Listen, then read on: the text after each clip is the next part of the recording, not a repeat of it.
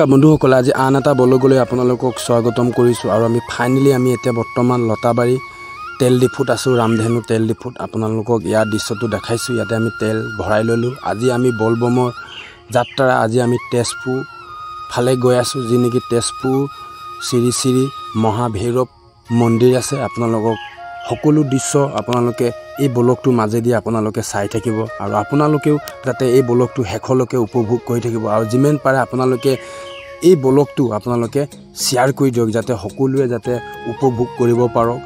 এনেকুৱা আকৰ্ষণীয় ভিডিঅ' আমি সহজে কেতিয়াও নাপাওঁ, আৰু আমি পালেও আমি কেতিয়াবা ধৰক শ্বুট কৰিবলৈ আমি নোৱাৰোঁ, ভিডিঅ'টো বনাব নোৱাৰোঁ। সেইকাৰণে আপোনালোকক আজি প্ৰথমৰ পৰাই আমি আজি এই ব্লগটো বনাবৰ কাৰণে আগবাঢ়ি গৈছোঁ। এয়া চাওক, এয়া হৈ গ'ল আমাৰ বুঢ়ীমা থানৰ দৃশ্য হয়। এতিয়া ৰাতিৰ পৰিৱেশ আপোনালোকক দেখাইছোঁ। চাওক, ৰাতিৰ পৰিৱেশটো এনেকুৱা হয়। আমি যাতে মা দৰ্শন কৰি ল'লোঁ, যাতে আজি আমাৰ বলবমৰ যাত্ৰা শুভ হওক। আৰু আপোনালোককো ইয়াৰ দৃশ্যটো দেখাইছোঁ, আৰু আপোনালোকে যাতে আপোনালোকে কিবা এটা আপোনালোকে মা নামত, আজি বাবাৰ নামত আপোনালোকে কমেণ্ট এটা কৰি জনাই দিব। চাওক, ফাইনেলি আমি চাওক সকলোৱে এতিয়া ইয়াতে মা দৰ্শন কৰি আমি এতিয়া আকৌ আমি যাত্ৰা কৰিব লাগিব, যি নেকি তেজপুৰ ফালে। সঁচাই কিন্তু যাত্ৰা অলপ দীঘলীয়া আছে, আৰু আপোনালোকক সকলো দৃশ্য দেখাই যাম।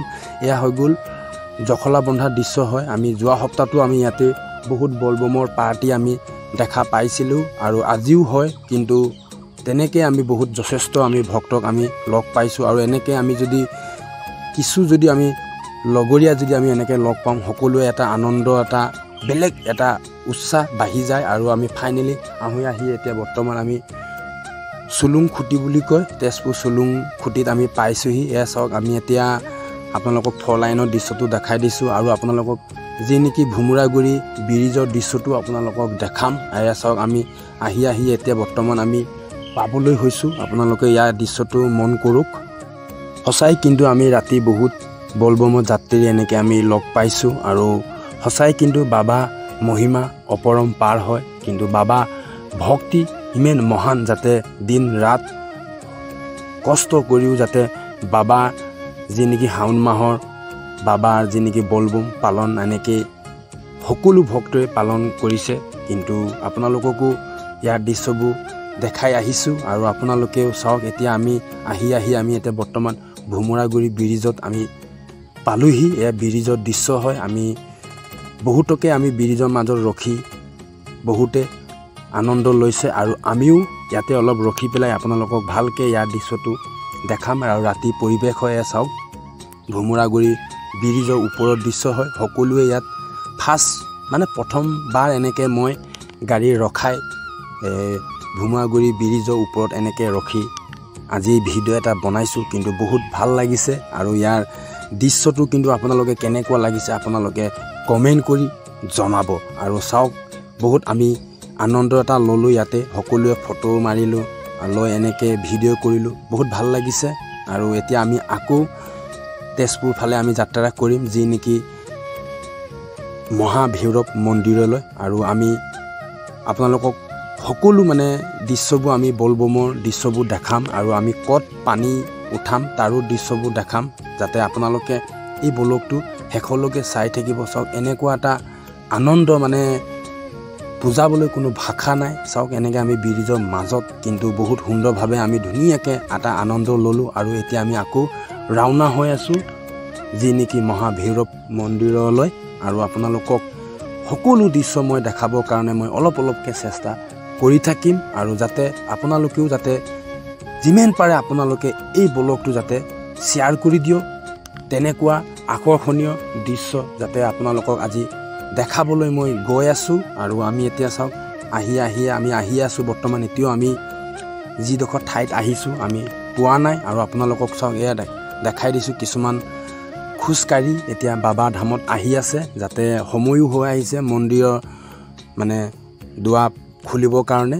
আৰু সেইকাৰণে সকলোৱে এতিয়া সময় হৈছে, কিছু লোকে খোজকাঢ়িও বাবা ধামত আহি আছে। আৰু আপোনালোককো আমি দেখাম। প্ৰথম আমি যাম যি নেকি গণেশ ঘাট বুলি কয়, গণেশ ঘাটত গৈ আমি পানী উঠাম, আৰু পানী উঠোৱাৰ দৃশ্য সকলো আপোনালোকক দেখাম। মই দেখাবৰ কাৰণে মই চেষ্টা কৰি থাকিম। আৰু আমি সঁচাই কিন্তু আমি বহুত আজি আনন্দ এটা দিন হয় যি নেকি আমি নতুন এখন ঠাইত আমি আহি আজি এনেকৈ আমি বলবম পালন কৰিম যাতে সঁচাই কিন্তু আমি বহুত ভাগ্যৱান আৰু আপোনালোককো সকলো দৃশ্য মানে আমি কি পৰিৱেশত আজি আমি নীতি নিয়মৰে আগবাঢ়ি যাম আপোনালোকক সকলো দৃশ্য আপোনালোকক দেখাম আৰু সকলো আপোনালোকে উপভোগ কৰিব পাৰিব চাওক ফাইনেলি আমি এতিয়া পাই গ'লোহি যি নেকি গণেশ ঘাট বুলি কয় এয়া হৈ গ'ল গণেশ ঘাটৰ দৃশ্য আপোনালোকে চাই থাকক গাড়ীখন আমি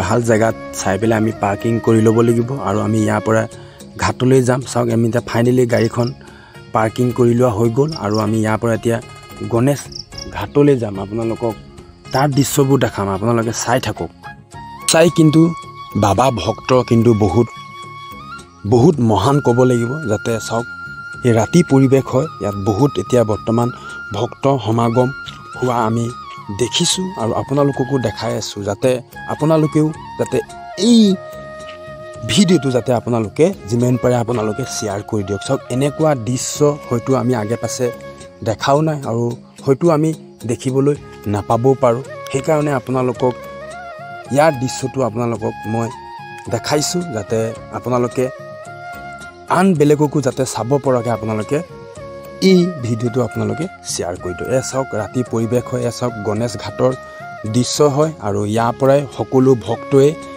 পানী উঠাই যি নেকি মহাভৈৰৱ মন্দিৰত পানী মানে জল অৰ্পণ কৰিবলৈ যাব আৰু সেইকাৰণে আপোনালোকক ইয়াৰ দৃশ্যবোৰ অলপ ভালকৈ মই দেখাবলৈ চেষ্টা কৰিম আৰু আমি ইয়াতে কিছুমান আমাৰ